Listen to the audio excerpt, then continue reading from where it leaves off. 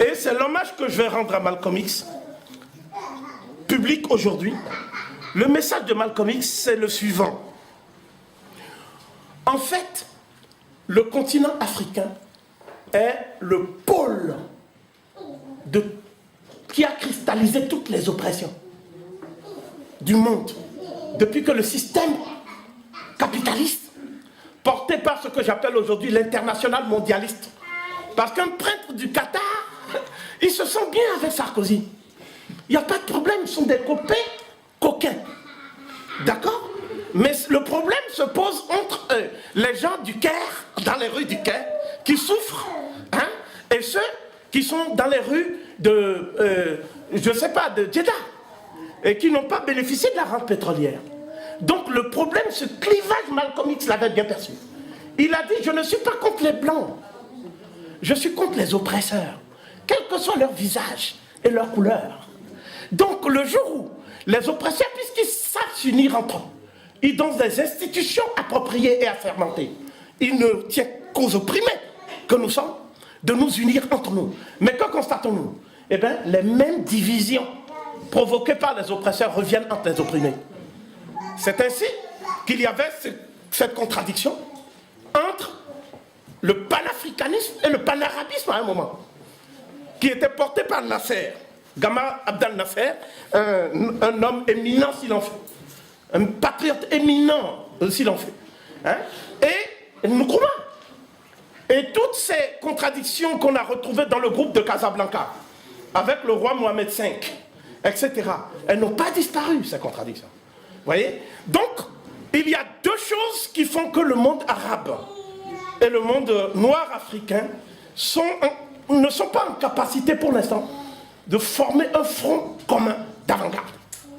La première chose, c'est ce que j'appelle un contentieux historique lourd, qui est dû au fait qu'il y a eu une traite négrière orientale qui n'est pas reconnue, et qui non seulement n'est pas reconnue, mais en plus on dit, ou on laisse entendre, que c'est une imagination, hein, de l'Occident et des opprimés qui s'entendent contre les Arabes. Non.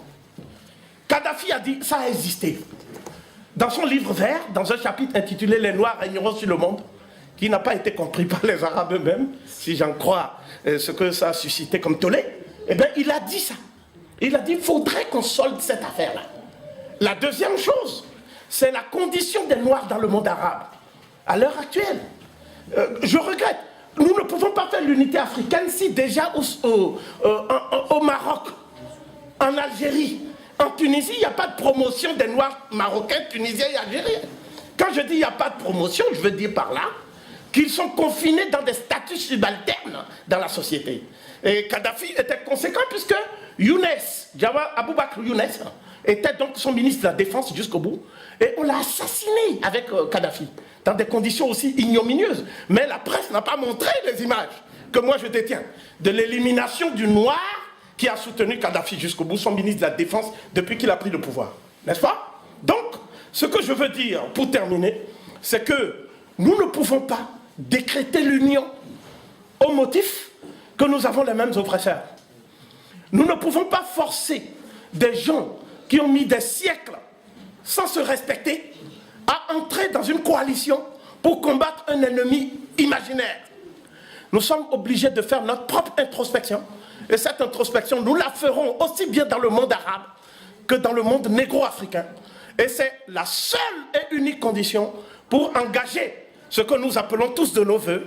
En tout cas, il s'agit de nos vœux les plus ardents, qui étaient également ceux de Malcolm X, à savoir la lutte des peuples opprimés du monde arabe et du monde africain pour aboutir à un monde multipolaire, débarrassé, hein, de la mondialisation néolibérale et de tout le cortège de malheur que charrie ce système. Et c'est pour cela, je pense, que nous sommes venus saluer la mémoire de Malcolm X. Et je voudrais, à mon tour, avant de conclure, vous saluer pour cette initiative. Et je vois d'ailleurs dans la salle beaucoup de nos frères du Maghreb et de l'Afrique du Nord, et je m'en réjouis.